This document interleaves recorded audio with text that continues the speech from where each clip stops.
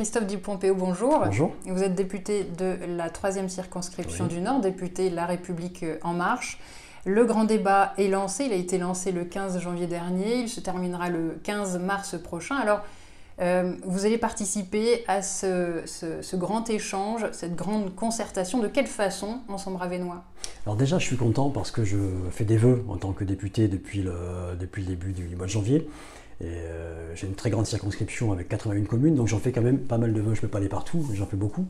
Et je suis assez content parce que une fois sur deux, pendant leur discours, les maires disent qu'ils vont participer au grand débat. Soit en organisant des réunions, comme j'étais ce week-end à Fourmies, où le maire va organiser 4 grandes réunions à partir du 14 février pour ce grand débat, ou en mettant des cahiers de doléances, comme à Maubeuge par exemple, où le maire a mis un cahier de doléances. Donc il y a, ou à Aubrechy, j'ai entendu aussi le maire qui disait qu'il allait organiser un débat. Et je trouve que quels que soient les endroits où on va, ça ne laisse pas indifférent et il va s'organiser. Alors pour ma part, est-ce que je vais organiser des réunions publiques avec la population? Je ne pense pas, parce que je pense qu'il faut que ce soit les maires qui soient là pour que le dialogue puisse se faire directement. Et c'est plus à eux, à leur échelon de maires, eux qui ont un contact direct avec la population, de le faire. Par contre, si un maire me demande d'être présent à une de ces réunions, je le serai avec plaisir. Pour ma part, je souhaite, moi, organiser une réunion, non pas avec la population, sauf dans le cas des maires, comme je l'ai dit, mais je voudrais organiser une réunion avec tous les élus, avec les maires, les conseillers départementaux, les conseillers régionaux, pour me faire leur porte-parole au niveau de la nation, au niveau de l'État, pour entendre leurs revendications et les porter auprès du chef de l'État. Elle aura lieu début février? Elle aura lieu début février. La date devrait être le 4 février, mais je ne suis pas encore sûr, mais les invitations vont partir aujourd'hui ou demain. Donc il faut que je vérifie la salle, puisque Viviane, la maire de Eppe-Sauvage, m'a gentiment proposé de me prêter sa salle des fêtes, donc je vais accepter, je pense, mais il faut que je vois avec elle si c'est disponible. Le mouvement des Gilets jaunes a commencé le 17 novembre dernier. Ouais. Est-ce que vous avez rencontré des Gilets jaunes de Sambre-Avesnois? Alors j'en ai rencontré une seule fois. Je ne suis pas allé sur les ronds-points, contrairement à certains de mes collègues qui l'ont fait, parce que je trouvais que ce n'était pas ma place d'aller sur les ronds-points. J'en ai rencontré lors des vœux du maire de Coussort. Le maire de Coussort, à un moment, avait mis un gilet jaune et m'a gentiment invité à ses vœux. Et je savais qu'en allant aux vœux du maire de Coussort, forcément, j'allais rencontrer des gilets jaunes. Et j'en ai rencontré qui étaient plutôt sur une démarche positive et constructive, j'ai trouvé. Loin de l'image de ce qu'on peut voir parfois, des casseurs, des positions qui ne sont pas acceptables. J'ai trouvé que c'était très constructif. Ils regrettaient de ne pas pouvoir me rencontrer, en disant on n'a pas pu vous rencontrer. Mais j'ai dit est-ce que vous m'avez demandé rendez-vous? Et en fait, ils ne m'avaient pas demandé rendez-vous. Et donc je leur ai dit je suis à votre disposition si vous souhaitez me rencontrer. Et j'attends toujours qu'ils me contactent. Alors on vous reproche souvent de ne pas être suffisamment visible en Sambre-Avesnois, sur le terrain, sur votre circonscription. Ouais. Qu'est-ce que vous répondez? Ouais, c'est un faux débat. J'ai une circonscription qui commence à la Flamanderie, vous voyez, entre Valenciennes et Maubeuge, qui passe par Maubeuge, qui va jusqu'à Gemont, qui repasse par Avesnes, qui va jusqu'à Fourmies, Canor. J'ai 81 communes, ce qui fait que je passe mes journées complètes quand je ne suis pas à Paris sur la circonscription. Et partout on me dit mais vous n'êtes jamais là. Quand je vais à une cérémonie de vœux, j'en loupe 3 autres qui ont lieu en même temps, et dans les 3 autres, on me dit mais on ne vous a pas vu à la cérémonie de vœux. Donc aujourd'hui, le député d'une grande circonscription ne peut pas être partout tout le temps. Et d'ailleurs, dans le grand débat, la question est posée de la présence, du nombre de députés, et souvent les gens disent bah oui, il faut diminuer le nombre de députés. Moi je veux bien, mais si demain j'ai une circonscription avec 200 communes, c'est-à-dire le double de ce que j'ai aujourd'hui, on verra encore moins. Donc ça veut dire que plus on va évoluer dans ce sens-là, et moins le député en verra parce qu'il ne peut pas être partout. Et pourtant, ce n'est pas parce qu'il n'est pas présent, mais vous voyez, c'est un peu, ça fait penser des fois à la bande dessinée, mais où est passé Charlie? Vous savez, sur la circonscription, mais où est passé le député quoi? Mais il est là, mais il faut le trouver. Il est là, il a rencontré le député, les retraités de Maubeuge et environ, de la CGT Maubeuge et environ. Ils étaient en délégation, vous les avez reçus à votre permanence parlementaire à Maubeuge, il y a une dizaine de jours. Vous les avez entendus, hein, on a du mal à finir les mois, on en a marre. Qu'est-ce que vous répondez?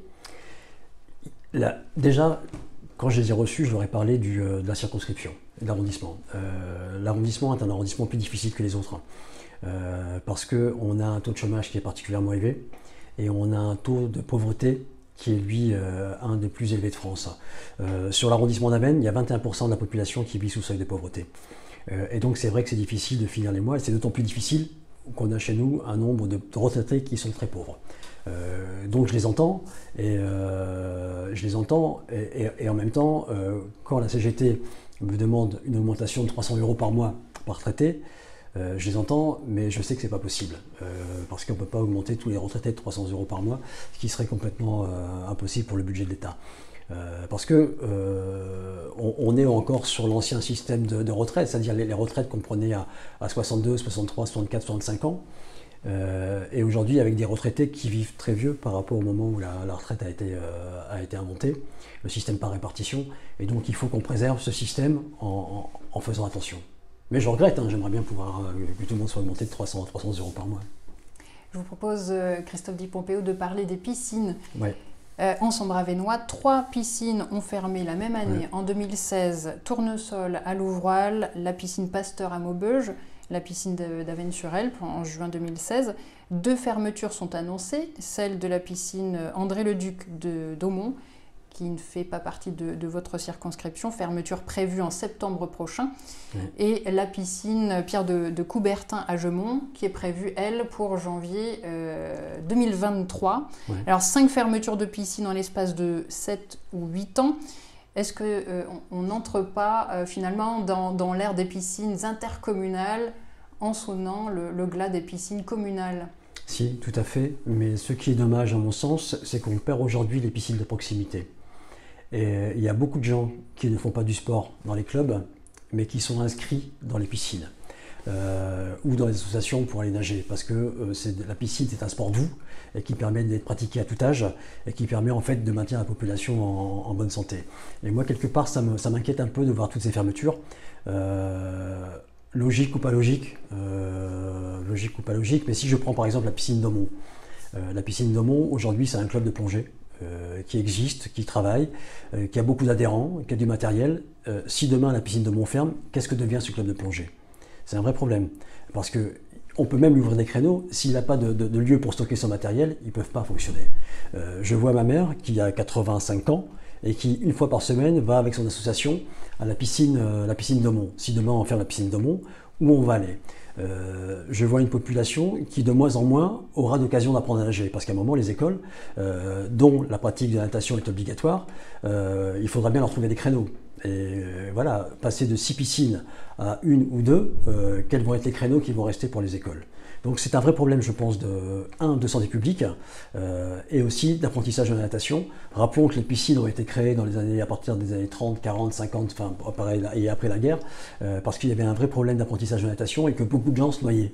Et ça faisait partie de l'apprentissage de la natation. Et aujourd'hui, on est en train de revenir en arrière. Donc moi, je pense que c'est un vrai problème, avec des logiques que je ne comprends pas toujours. Je ne comprends pas pourquoi on ferme Aumont, par exemple, avant Gemont.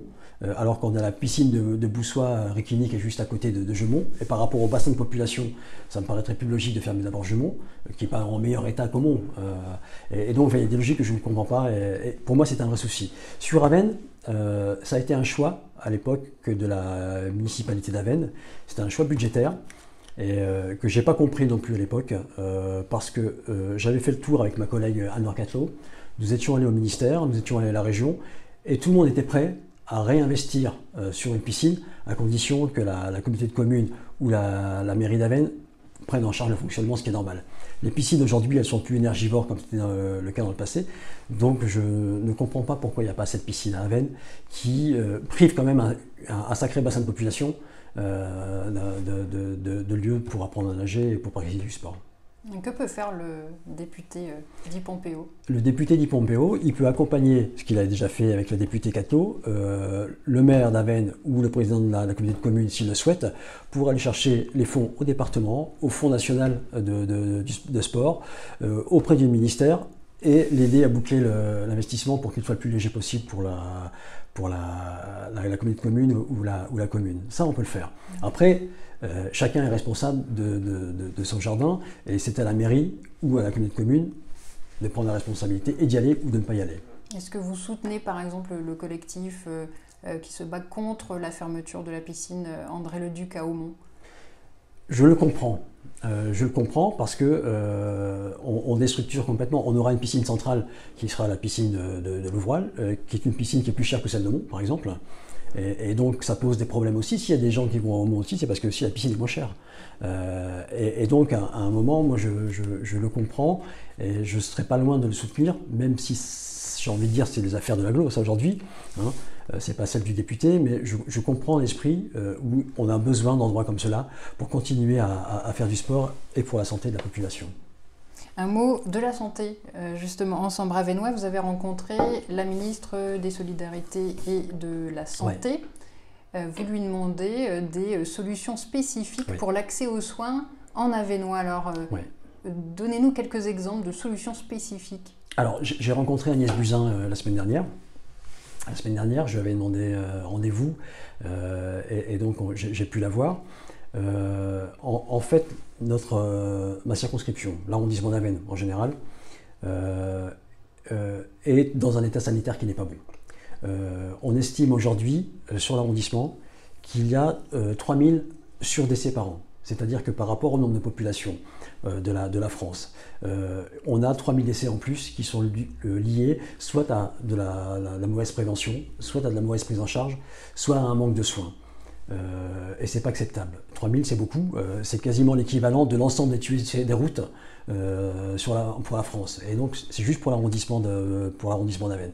Donc ce que je souhaite aujourd'hui, alors avec un groupe hospitalier, aujourd'hui un GHT comme on appelle ça maintenant, c'est un groupe hospitalier territorial, où on a aujourd'hui 13 hôpitaux qui doivent travailler en réseau et qui ne travaillent pas toujours très bien en réseau. Donc il y a tout un processus à remettre en route et à penser comment on pourrait réamener ou amener simplement les soins à proximité des gens. Quand vous êtes à Fourmies, que vous êtes atteint d'un cancer, c'est beaucoup plus difficile de se soigner que quand vous êtes à Lille. Alors on sait que ça existe, hein. On dit que vous pouvez faire vos rayons là, votre chimio là, aller chez l'oncologue à tel endroit, mais l'éloignement prive quand même beaucoup d'accès aux soins. D'autant plus que cet éloignement, généralement, il se double d'un manque de moyens financiers, puisqu'on sait que la population, je vous disais tout à l'heure, est une population qui a des difficultés à vivre correctement. Et donc, tous ces faits cumulés font qu'on est éloigné des soins. Donc, ce que je propose à la ministre, ce que je demande à la ministre, c'est de lui dire qu'on réfléchisse à un nouveau système. Un nouveau système, qu'est-ce que c'est? C'est par exemple des soins intermédiaires qui pourraient être faits par d'autres gens que les médecins.